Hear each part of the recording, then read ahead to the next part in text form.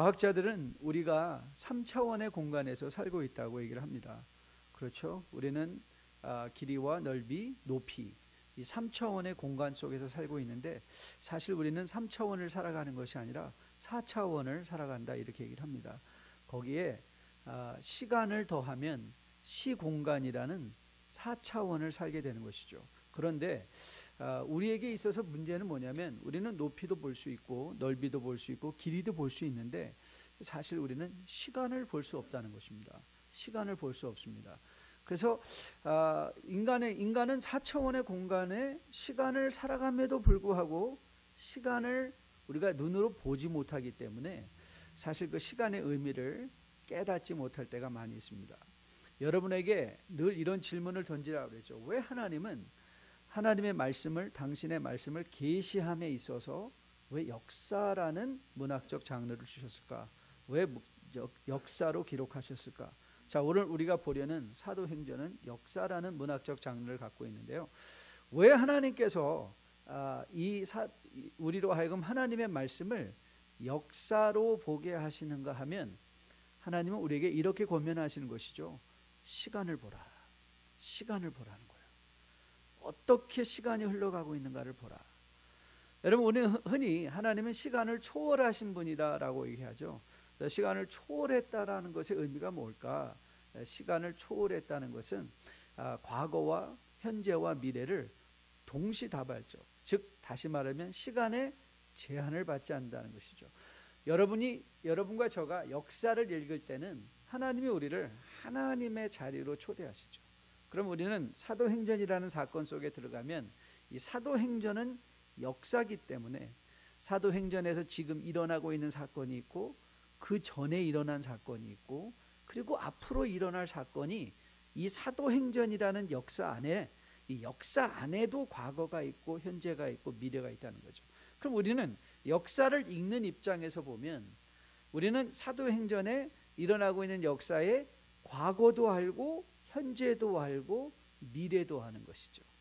그 관점과 안목을 가지고 이제 우리가 보이지 않는 시간 속에서 살아가고 있는 우리의 시간을 보라는 것이죠. 그게 저는 하나님께서 우리에게 하나님의 말씀을 역사로 계시한 것인 것으로 믿습니다.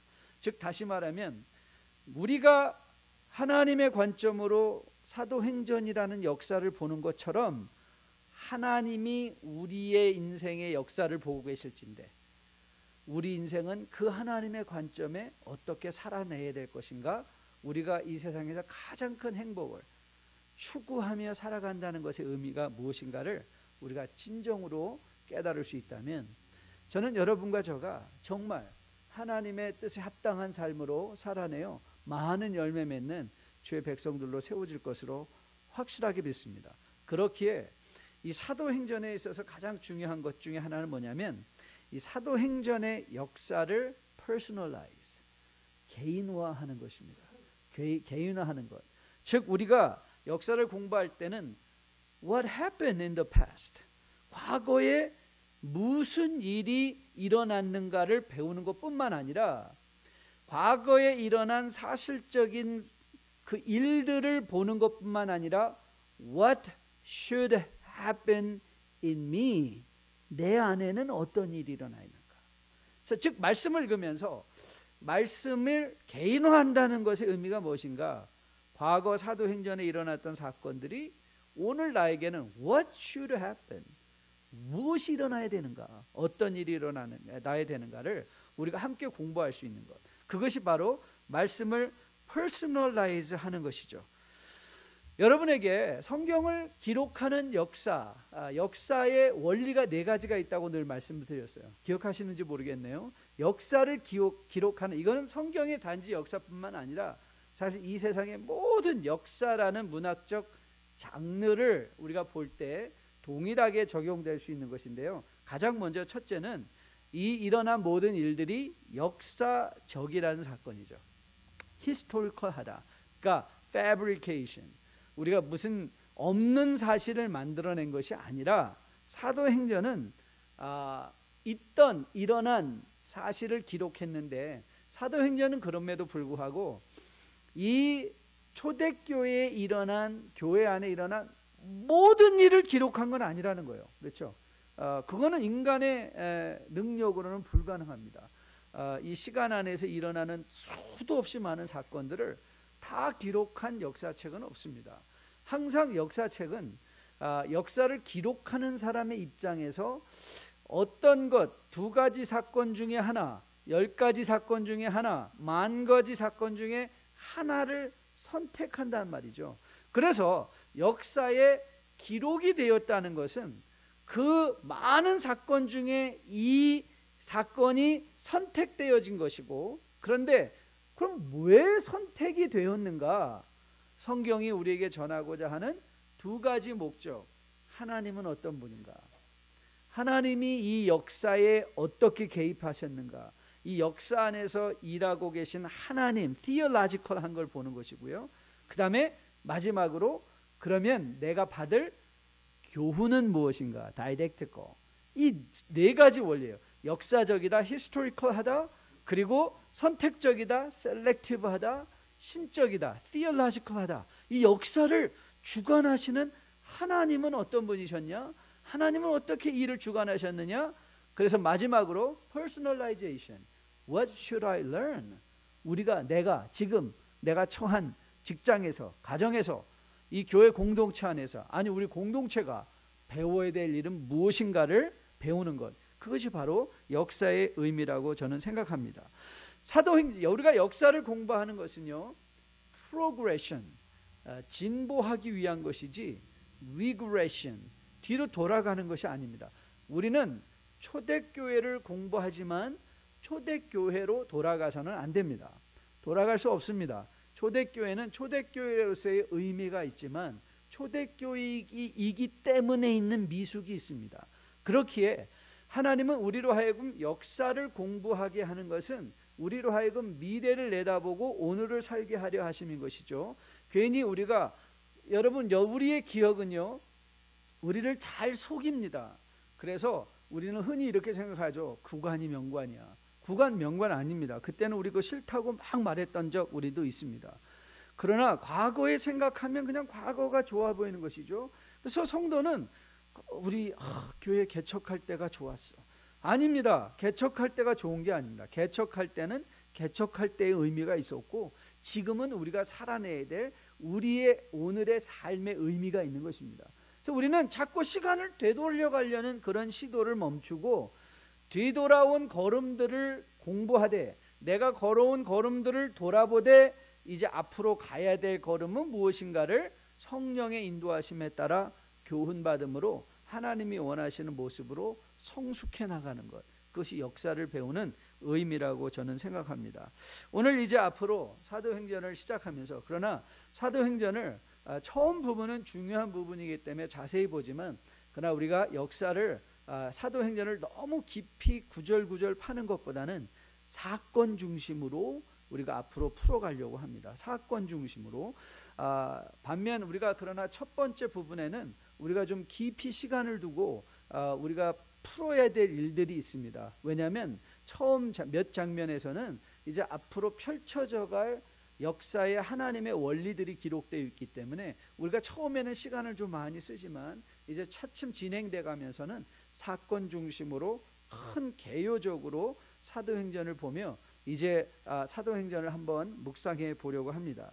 오늘 여러분과 제가 읽은 이 짧은 2구절의 본문은 오늘 사도행전이 왜 쓰여졌는지, 사도행전이 쓰여진 동기, 그리고 목적, 그리고 왜 우리가 사도행전을 공부해야만 하는 가치, 이 3가지를 우리에게 전해주고 있습니다. 동기와 목적, 그리고 가치. 이 역사로서 사도행전의 가치가 뭔가, 그리고 이 역사를 왜 썼는가. 오늘 본문에 보면 2가지 중요한, 사실 중요한 표현이 등장하는데, 첫 번째 표현은 누가가 이렇게 말하는 것이죠. 내가 먼저 쓴 글이 있다 그래서, 내가 먼저 쓴 글. 여러분, 이 누가가 내가 먼저 쓴 글, 그게 뭐죠? 어떤 책이죠? 네, 누가복음입니다. 그래서 사실 사도행전은 Luke, Acts, 이렇게 한 묶음으로 공부하는 경우가 많이 있습니다. 우리가 신학교에서 공부할 때도 사도행전만 공부하지 않고 Luke and Acts, 왜냐하면 연결되는 책이기 때문에 이 복음서와 사도행전을 같이 읽는데, 그럼 왜 하필이면 중간에 요한복음을 껴놨냐? 차라리 요한복음이 앞에 가고 그 다음에 이 누가복음을 마지막으로 했으면 누가복음 다음에 바로 액트가 오는 게 좋지 않은가. 그러나 성경을 배열한데도 저는 성령의 영감이 있다고 생각합니다. 우리가 누가복음을 읽은 후에 잠시 쉬어가는 게 요한복음인데요, 요한복음에서는 하나님, 예수님이 어떻게 하나님이신가를 우리가 가장 적절하게 잘 설명해 주는 것. 그래서 하나님이 하시는 일, 그 일에 대한 펼쳐감을 사도행전에서 다시 연이어서 갈 수 있습니다. 하지만 여러분들이 앞으로 사도행전을 더 깊이 이해하고 싶다라고 할 때는 세 가지 작업을 하면 좋은데요, 누가복음을 읽으시고 사도행전을 읽은 다음에 바울의 서신서 13권을 읽으면 매우 좋습니다. 이건 추후에 조금 더 설명하도록 하겠습니다. 자, 그러면 도대체 누가가 먼저 쓴 글은 무엇인가? 우리가 누가복음의 서두를 살펴보면 비슷한 형식으로 시작하고 있는 걸 보게 됩니다. 그럼 누가복음 1장 1절부터 4절까지 말씀인데요, 거기에서 누가는 이렇게 말하고 있습니다. 우리 스크린에 나와 있는데요, 한번 같이 읽어보도록 할까요? 같이 한번 읽습니다. 시작. 우리 중에 이루어진 사실에 대하여, 자, 역사적이죠. 역사적, 히스토리컬. 없던 일을 만들어낸 게 아닙니다. 복음서는 동화가 아닙니다. 그렇죠? 없던 일을 만들어낸 것이 아니라 이루어진 사실. 자, 2절 읽습니다.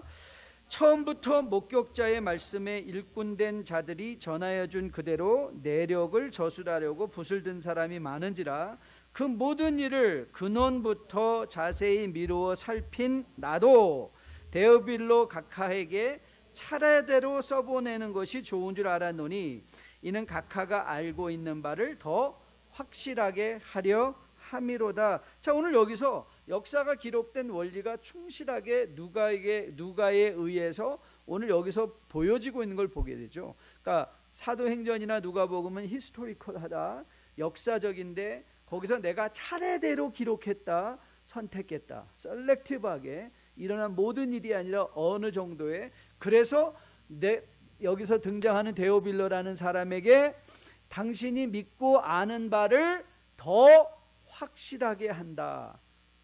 믿고 알고 있는 바가 뭘까요? 하나님과 그의 믿음에 대해서 더 견고하게 하길 원한다. 그것이 오늘 기록한 목적입니다.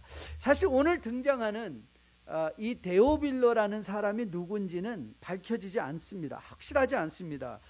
하지만 그에게 각하라는 이름이 붙은 것, 호칭이 붙은 것을 볼 때에 아마도 그가 초대교회의 성도로서 로마의 고위 관리에 있던 사람은 아닐까라고 생각합니다. The most excellent Theophilus 이렇게 얘기를 하는데요. 그러나 어느 학자들은 no, 이거는 이름이 아니라 Theophilus라는 말은, Theo라는 말은 하나님이란 뜻인데요, Philus는 Phileo, 하나님을 사랑하는 자. 즉 다시 말하면 데오빌로라는 건 어떤 한 사람의 특정한 이름이 아니라 누가가 이 사도행전이나 누가복음이 하나님을 사랑하는 모든 사람에게 쓰고자 하여 상징적인 의미로 데오빌로라는 이름을 넣어둔 것이다. 즉 하나님을 사랑하는 모든 사람에게 이 말씀을 차례대로 기록하여 믿는 바 아는 바를 더 확실하게 하고 싶다라는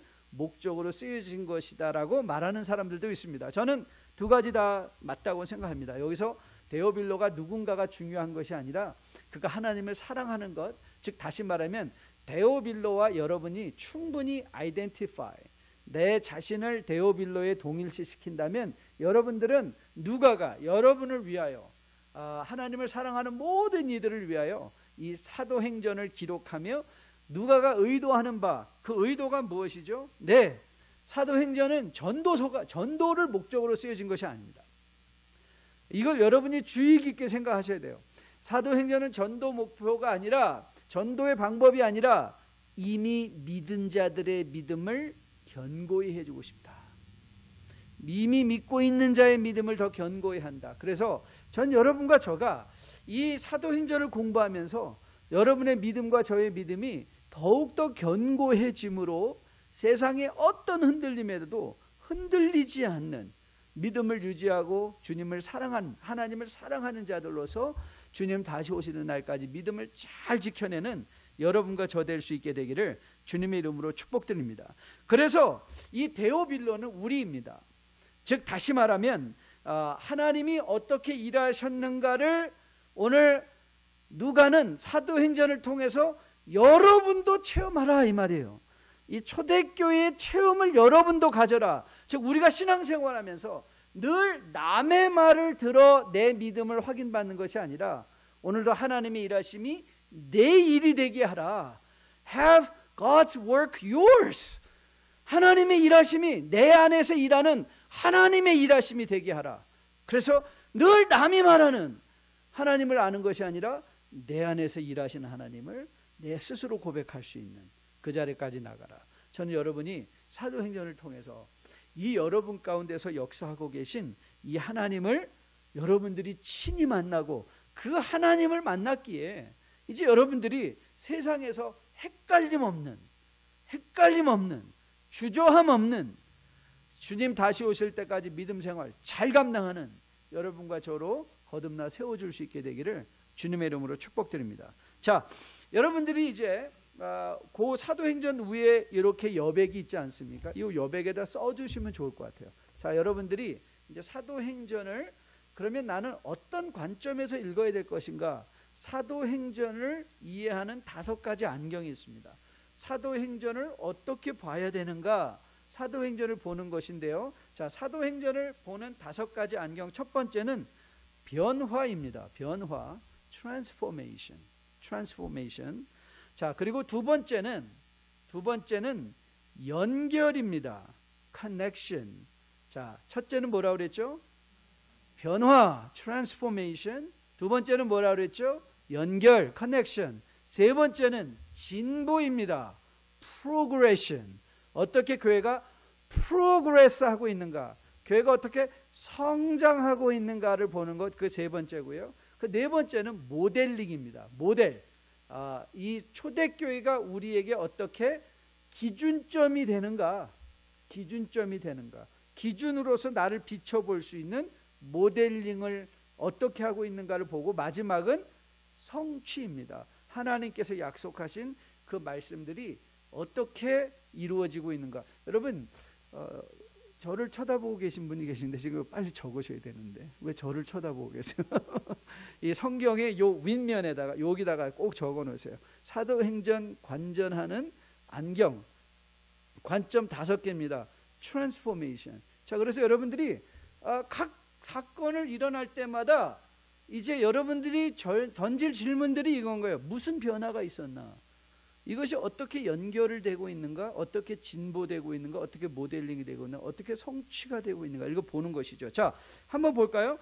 가장 먼저 우리가 집중적으로 살펴봐야 될 것이 뭐냐면 도대체 제자들은 어떻게 변했느냐? 트랜스포메이션이요. 제자들이 변하는 모습들을 여러분들이 집중해서 보는 거예요. 여러분, 누가복음에서 사실 이 제자들은요 거의 실패자의 모습으로 끝났습니다.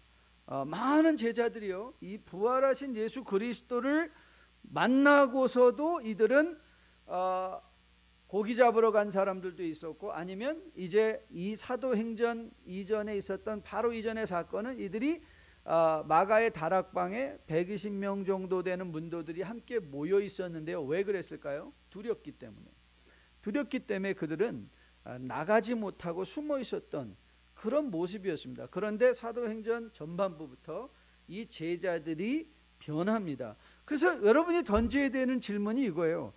제자들이 왜 변했냐? 그러면 그 질문에 우리는 이런 또 질문이 하나 파생되죠. 나는 어떻게 변할 것이냐? How can I be transformed? 이들이 이렇게 변했다면 How can I be transformed? 이 변화에는요 또 2가지, 또 첫 번째 제자들의 변화가 있다면요, 두 번째는 교회의 변화가 있습니다. 사도행전이 계속 이어져 가면서 교회는 어떻게 변하고 있는가? 여러분, 교회는요 늘 시대에 따라 변합니다. 그래서 많은 경우에 우리는 옛날에 우리 과거의 교회 모습이 좋아 이렇게 머물려는 수구적 마음이 우리 가운데 있어요. 옛것이 좋다고 생각하는. 그런데 여러분이 사도행전을 보면요, 사도행전의 교회는 한 번도 정체되어 있지 않습니다. 사도행전의 교회는 항상 변하고 있어요. 항상 변하고 있어요. 그래서 우리가 던질 질문은 무엇이 교회를 변하게 하고 있는가? 어떻게 변했는가? What makes transformation possible in the church? What are the transformations that church experienced? 그러니까 여러분, 우리도 그러면 우리 교회가 15년이 됐는데 그럼 우리는 어떤 우리의 변화의 패턴을 볼 수 있죠. 우리가 제대로 변하고 있구나. 우리가 제대로 변하고 있는데 이것이 성경적이구나.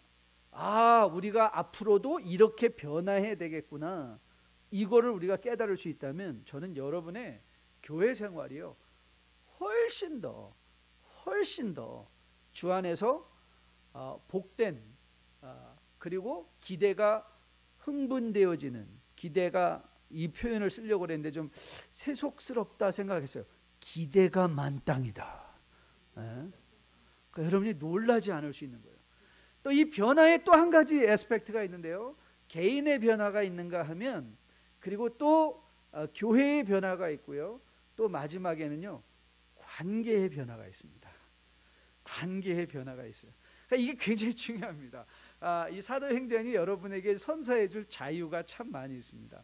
보면요, 베드로와 사도들과의 관계가 있죠. 또 베드로와 바나바의 관계가 있죠. 바나바와 바울의 관계가 있죠. 바울과 디모데와 이 실라의 관계가 있습니다. 그런데 여러분, 그 관계 또한 한 번도 정체된 적이 없습니다. 모든 관계는 변화합니다. 계속해서 변해요. 그래서 여러분 보십시오. 하나 예를 들어드릴까요? 바울과 바나바가 얼마나 좋은 관계였습니까? 하지만 그들이 뭐로 싸우고 격렬하게 다투고 헤어지게 되죠? 네, 어떻게 하나님의 일을 해야 되는가에 따라서 견해 차이로 그들이 극렬하게 갈라지는 것을 보게 됩니다. 여러분, 그러면 하나님께서 바울과 바나바가 갈라진 걸 너 끝났어, 너희들은 이제 망했어, 교회는 끝난 거예요, 이렇게 말하던가요? 아니요, 그렇지 않습니다. 교회는 goes on. 그러니까 여러분들이 공동체 안에서 변하는 관계를 보면서 이러다가 그러다 보니까 또 이렇게 또 싸웠다가 또 나중에 또 좋아져요. 관계랑은 이런 것이구나. 좋아졌다, 소원해졌다가 나빠졌다가 이런 사이클을 반복하는가를 보면서 우리를 볼 수 있겠죠. 자, 그런데 그뿐만 아닙니다. 이 교회가 이제 이 세 가지 차원에서 트랜스포메이션이 일어난다고 했어요. 개인적, 교회적, 관계적. 이걸 여러분들이 주의 깊게 보셔야 됩니다. 그런데 그뿐만 아닙니다. 사도행전이 우리에게 교훈하고 싶은 건 어떻게 연결되는가. 가장 먼저는요, 무엇의 연결인가 하면 시간의 연결입니다. 어떻게 사도행전의 과거가 우리와 연결되는가를 보아야 되고요. 두 번째는 어떻게 사람들이 연결되어지는가. 이제 보시면요, 우리가 알지 못했던 사람들, 우연한 빌립보를 방문했을 때 어떻게 우연하게 리디아라는 여인을 만났는데 그 리디아라는 여인을 통해서 어떻게 빌립보 교회가 개척되는가.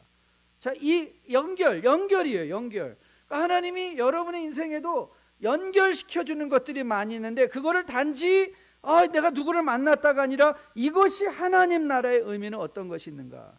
자, 이 연결에 대해서 시간의 연결, 관계의 연결, 그리고 세 번째 봐야 될 연결이 뭐냐면 지역의 연결입니다. 어떻게 예루살렘에서 유대와 유대에서 사마리아와 땅끝, 그 땅끝은요, 사도행전의 땅끝은 어디입니까? 땅끝은 지금 계속해서 진행형이죠. 진행형입니다. 그러면서 우리가 봐야 되는 것이 이 사도행전의 역사가 어떻게 진보되고 있는가? 그렇죠? 여러분, 교회는요 절대 과거로 돌아가지 않습니다. 과거로 돌아갈 수 없습니다. 그래서 여러분도 여러분들이 과거에 우리 교회에 좋은 느낌이 있었다면 여러분, 그런데 그 과거는 돌아오지 않습니다. 우리는 미래를 향하여 갈 뿐입니다. 그것이 시간입니다. 아울러 우리가 진보한다는 것은 이 진보는 여러 가지 다 우리 개인적으로도 progress, 성숙한다. 관계도 progress, 관계도 성숙해가고 또 진행령으로서 미래를 향하여 나아가는 교회의 진보 또한 우리가 보게 되는 것이죠. 그래서 여러분들이 늘 던져야 되는 질문이 이거예요. 어떻게 교회가 진보하고 있는가? 어떻게 관계가 진보하고 있는가? 어떻게 한 사람이 진보하고 있는가? 여러분 보세요. 사울이라는 사람의 프로그레션이 나타나죠. 교회를 핍박하던 자가 예수님을 만나고 교회를 세우는 자가 되는 이 진보의 역사가 기록되어 있지 않습니까? 우리 스스로도 나는 어제의 나와 오늘의 나와 내일의 나는 어떻게 프로그레스하고 있는가를 볼 수 있는 것이 바로 사도행전인 것을 우리가 보게 됩니다. 마지막으로는 네 번째로는 모델링입니다.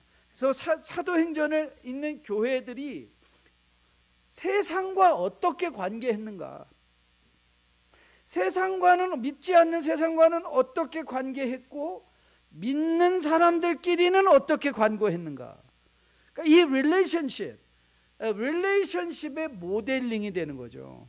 교회가 세상에 있다는 것의 의미가 무엇인가. 저는 그 모델링을 통해서도 저는 여러분들이 사도행전을 통해서 우리가 살아야 될 거울들을 제시받는 그런 시간이 될 수 있게 되기를 주님의 이름으로 축복드립니다. 마지막은 성취입니다. 너희가 땅끝까지 이르러 내 증인이 되리라고 하신 말씀이 어떻게 성취되었는가, 그리고 또 어떻게 성취되어 가고 있는가. 그래서 이런 차원에서 보면 사도행전은요 끝난 역사가 아니라 아직도 여러분과 저를 사도행전의 주인공으로 하여 진행 중인 역사인 것을 보게 됩니다. 그래서 앞으로 이루어질 일들이 또 있는 거예요. 그래서 사도행전을 공부하다 보면 앞으로 이루어질 일에 대한 기대감으로 여러분과 저의 삶이 훨씬 더 흥분된 기대감 있는 주의 복된 백성들의 삶으로 살아낼 수 있을 것으로 확실하게 믿습니다. 마지막에 우리가 보려는 것은 또 한가 부수적인 것은 사도행전 하면 떠오르는 게 성령 아닙니까? 그렇죠? 성령이 우리 가운데 어떻게 일하시는가, 성령의 역할 또한 우리가 보게 될 거예요. 그러니까 여러분들이 삼위일체 하나님 중에 이제 사도행전을 통해서 성령의 일하시는 것을 보면 성령이 이렇게 일하시니까 나는 이런 성령에 대한 기대감을 가질 수 있겠다. 왜냐하면 이 세상에 온전치 못한 성령에 관한 이해들이 너무 잘못 퍼져 있는 것들이 있기 때문에 우린 성령에 대한, 교회에 대한 잘못된 기대감을 또 가질 수 있기 때문에 그렇죠. 자, 이런 것을 염두에 두고 그러면 이 사도행전이 오늘 나에게 어떤 의미가 있는가. 제가 신학교에서 사도행전, Luke, Acts, 누가복음 및 사도행전을 배울 때 데니스 존슨이라는 교수님 밑에서 배웠습니다. 그분이 사도행전을 강의하는 중에 현대의 교회를 가리켜 이렇게 설명하신 것이 아직도 저에게는 기억이 되어 있습니다.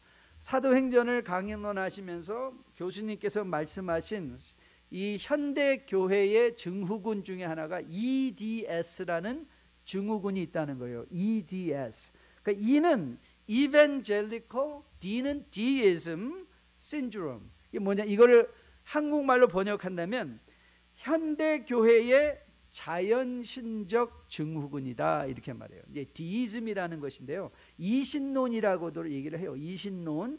이 이신론이라는 것은 무엇이냐면 하나님의 존재 자체는 인정을 하는데, yeah, I agree. There is a creator God. 그래요. 이 세상을 창조하신 하나님이 있습니다. 하지만 하나님은 이 세상을 창조하신 후에는 이 세상을 그냥 내버려 두시는 하나님이라는 거예요. 하나님이 있지만 우리와는 인격적으로 교제하지 않는 신적인 파워는 인정하지만 우리와는 상관이 없는 하나님. 그러면서 왜 이런 현상을 말하는가 하면 현대의 많은 사람들이 하나님을 단지 과거의 하나님 그리고 미래의 하나님으로는 알고 있어요. 그런데 지금 나에게, 지금 나와 교제하고 지금 내 인생에, 우리가 집회식으로 말한다면 여러분 요나서를 통해서 이찬수 목사님이 우리에게 주신 중요한 교훈 하나 있죠. 그거 혹시 기억하십니까? 인생은 뭐다? 인생은 뭐다? 해석이다. 인생은 해석이에요. 근데 그 해석을 어떻게 할 거냐? 하나님의 관점을 가지고 오늘 내 가운데 역사하시는 하나님을 우리는 놓치고 있다는 거예요. 그래서 우리는 단지 과거의 하나님은 알고 있고 미래의 하나님은 우리가 그저 막연히 기대를 하는데 오늘 나와 함께 하시는 하나님, 오늘 내 삶에 말씀하시는 하나님, 오늘도 나의 순종을 즐거워하시는 하나님, 오늘도 나와 깊은 교제 속에 역사하시기 원하시는 하나님은 알지 못한다는 거예요. 그래서 기대도 안 한다는 거예요. 기대도 안 한다는 거예요.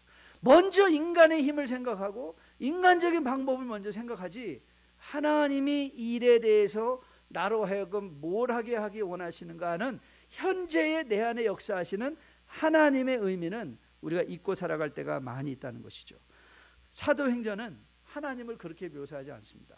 사도행전은요, God who is actively involved, 역사와 함께 하고 계신 하나님을 우리에게 소개해요.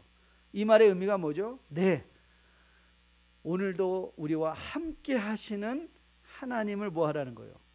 배우라는 거예요. 함께 하신 하나님. 여러분, 오늘 우리가 성찬식으로 하나님 앞에 나아갑니다. 주님께서 우리에게 성찬을 제정하신 이유가 어디 있을까요? 왜 우리로 하여금 성찬을 받게 하실까요? 그 이유는요, 단지 하나님은 과거의 하나님, 과거의 십자가에 달려 돌아가신 하나님일 뿐만 아니라 미래에 다시 오셔서 하나님의 나라를 우리에게 건설할 하나님일 뿐만 아니라 오늘도 내 삶 가운데 내가 지금 사망의 음침한 골짜기를 지나갈 때도 하나는 내버려진 존재가 아니라 바로 거기 함께 계신 하나님, 그리고 우리에게 말을 걸어오시는 하나님, 그래서 우리로 하여금 내게 일어나는 인생의 모든 일들을 새로운 관점으로 보며 하나님의 은혜로 서게 하려는 그 하나님의 의도, 이게 사도행전입니다. 이게 성찬입니다. 오늘 우리 가운데 역사하신 하나님. 저는 여러분과 저가 이제 앞으로 사도행전을 열어가고 또한 앞으로 함께 성찬을 받으며 저는 오늘 우리 가운데서 나의 삶 가운데 지금 나와 함께 계신 그 하나님을 꼭 만날 수 있게 되기를 주님 이름으로 축복드립니다. 그래서 그 하나님이 여러분의 소망이 되고 여러분의 마음의 보호가 되고 여러분의 인생의 프로텍션이 되어서 정말 주님 다시 오시는 날까지 나와 함께 하시는 하나님과 hand in hand, shoulder to shoulder, 하나님과 손을 잡고 주님 다시 오시는 날까지 흔들리지 않는 믿음 생활 잘 감당하는 여러분과 저 우리 모두 되기를 주님의 이름으로 축복드립니다.